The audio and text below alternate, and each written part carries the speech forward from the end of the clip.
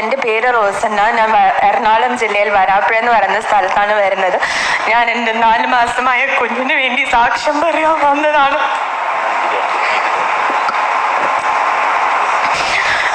എൻ്റെ 7th month പ്രഗ്നൻസിയിൽ scan ചെയ്തപ്പോൾ കണ്ടുപിടിച്ചു കുഞ്ഞിൻ്റെ ലെഫ്റ്റ് കിഡ്നി ഭയങ്കരമായിട്ട് വീർത്തിരിക്കുന്നു. സാധാരണ ഒരു 5-7 മില്ലിമീറ്റർ ഉണ്ടാവുന്ന സ്ഥലത്ത് എൻ്റെ കുഞ്ഞിൻ്റെ ഇടത് കിഡ്നി 28 mm ആയിരുന്നു. അപ്പോൾ ഡോക്ടർ പറഞ്ഞു ഇതിന്, അപ്പോഴത്തന്നെ ആസ്റ്റർ മെഡിസിറ്റിയിലായിരുന്നു. അപ്പോൾ ഡോക്ടറെ സർജനെ കാണാൻ പറഞ്ഞു. അവൻ ജനിക്കുന്നതിന് മുമ്പ് തന്നെ അവന് സർജറി ചെയ്യണമെന്ന് വിധിക്കപ്പെട്ടായിരുന്നു. അപ്പോൾ ഒരു കുഞ്ഞ് ജനിക്കുന്ന സന്തോഷത്തെക്കാൾ അവൻ ജനിച്ച് കഴിയുമ്പോൾ അവൻ്റെ ഭാവിയിലുള്ള ജീവിതം എങ്ങനെയായിരിക്കും എന്നതിനെ കുറിച്ചായിരുന്നു ഞങ്ങളുടെ ആദ്യം. ജൂലൈ ആണ് അവൻ ജനിച്ചത്. അപ്പോൾ എൻ്റെ അപ്പയും അമ്മയും നേരത്തെ ഇവിടെ കൃപാസനത്ത് വന്ന് പ്രാർത്ഥിച്ച് ഇവിടെ നിന്നൊരു ന്യൂസ് ലെറ്റർ പത്രിക കിട്ടിയായിരുന്നു. പിന്നെ ഓഗസ്റ്റ് ആയപ്പോൾ പ്രളയം വന്നു, ഞങ്ങൾ വീട് ഇറങ്ങേണ്ടി വന്നു. അപ്പോൾ ന്യൂസ് ലെറ്റർ എടുക്കാൻ പറ്റിയില്ല. പിന്നെ 3 മാസം കഴിഞ്ഞ് സ്കാൻ ചെയ്യാൻ കുഞ്ഞിന് 3 മാസം ആവട്ടെ, അത് കഴിഞ്ഞിട്ട് നമുക്ക് സർജറി ചെയ്യാം, അവൻ കുറച്ചും കൂടി വലുതാവട്ടെ എന്ന് പറഞ്ഞു 3 മാസം ഞങ്ങൾ സ്കാൻ ചെയ്യാൻ പോയി. അപ്പോഴും ഇത് 28 മില്ലിമീറ്റർ ആയിട്ട് എന്നെ നിൽക്കുന്നുണ്ടായിരുന്നു. പിന്നെ വേറൊരു സ്കാൻ കൂടി ചെയ്തായിരുന്നു. അതിൽ കിഡ്നിക്ക് എത്ര പ്രവർത്തനം ഉണ്ടെന്ന് അറിയാൻ വേണ്ടിയിട്ടുള്ള സ്കാനായിരുന്നു. അപ്പോൾ അവൻ്റെ ഇടതേ കിഡ്നിക്ക് ആകെ 11% മാത്രമേ പ്രവർത്തനം ഉണ്ടായിരുന്നുള്ളൂ.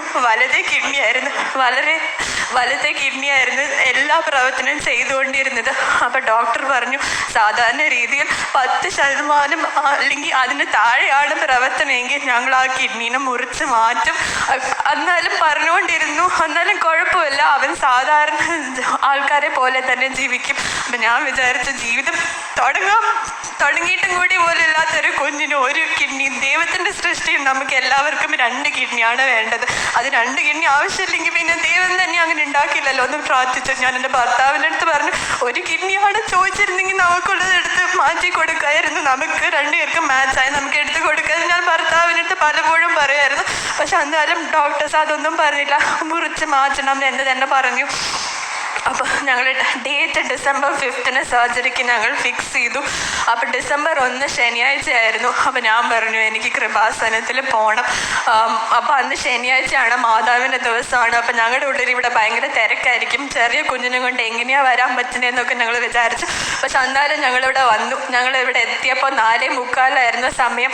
അപ്പോൾ കൗണ്ടറിലിരിക്കുന്ന ഒരു കൊച്ചു പറഞ്ഞു, ചേച്ചി ഉടമ്പടി എടുക്കുന്ന സമയം കഴിഞ്ഞു എന്ന് പറഞ്ഞു. അപ്പോൾ എന്നാലും ആർക്ക് വേണ്ടിയാന്ന് ചോദിച്ചു. ഞാൻ പറഞ്ഞു കുഞ്ഞിന് വേണ്ടിയാന്ന് പറഞ്ഞു. അപ്പോൾ ഉടനെ തന്നെ ഉള്ളിൽ ചെന്ന കൗൺസിലർ അടുത്ത് ചോദിച്ചു, എന്നാൽ ശരി ചേച്ചി വാന്ന് പറഞ്ഞു.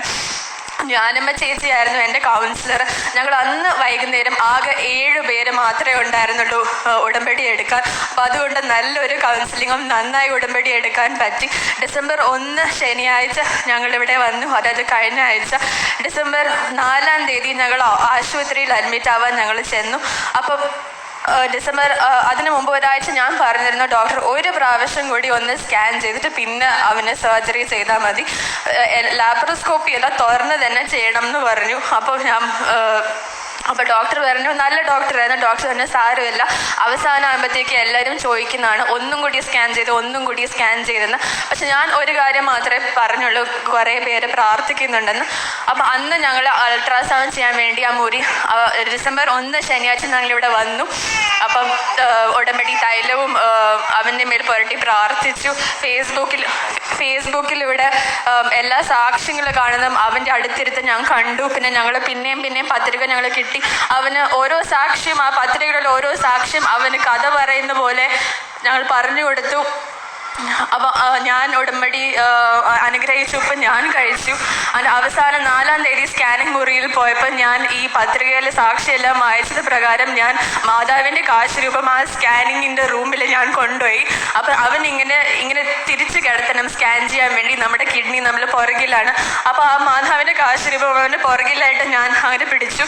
അപ്പോൾ റേഡിയോളജിസ്റ്റ് പറഞ്ഞു ഇത്രയല്ല. അപ്പോൾ ഞാൻ പറഞ്ഞു ഇതൊക്കെയാണ് 28 mm ആണ്. അത് കണ്ട സ്കാനിൽ വലിയൊരു ബബിൾ ബോൾ പോലെ നമുക്കത് കാണാം. അപ്പോൾ അത് കണ്ട് ഞാൻ ശീലിച്ചാലും ഞാൻ സ്കാനിൽ ഇങ്ങനെ നോക്കി. പക്ഷെ അതൊന്നും കണ്ടില്ല. അപ്പം ആ സമയത്ത് തന്നെ പിറ്റേ ദിവസം അവന് സർജറി ചെയ്യാൻ പോകുന്ന ഡോക്ടർ തക്ക സമയത്ത് അവിടെ വന്നു. പുള്ളി പറഞ്ഞു ഇത് നാളെ അവൻ്റെ പകുതി കിഡ്നി മുറിച്ച് മാറ്റാൻ പോവാന്ന്. ഓപ്പറേഷൻ ചെയ്താലും ഇതൊരു എന്താ പറയുക, സൗഖ്യം പ്രാപിക്കില്ല എന്ന് പറഞ്ഞു. ഉള്ള പ്രവർത്തനം നിലനിർത്തി കൊണ്ടുപോകാൻ വേണ്ടി മാത്രമാണ് ഓപ്പറേഷൻ ചെയ്യുന്നത്. ഇതുകൊണ്ട് ഒരു 5% മാത്രമേ മെച്ചമുണ്ടെങ്കിൽ മെച്ചമുണ്ടാകാമെന്ന് ഡോക്ടർ പറഞ്ഞു.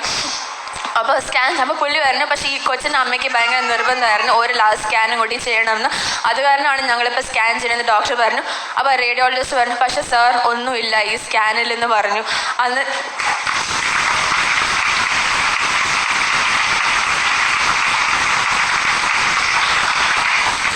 പിന്നെ ഡോക്ടർ പറഞ്ഞു ഇത് വലിയൊരു അത്ഭുതമാണ്. ഡോക്ടർ എന്ന നിലയിൽ ഡോക്ടർ ആ ഒരു ആശുപത്രിയിൽ വെച്ച ഒരു ഡോക്ടർ പറയേണ്ട കാര്യമല്ല അത് അത്ഭുതമാണ്. പക്ഷെ ഡോക്ടർ പറഞ്ഞു അത്ഭുതമാണ്.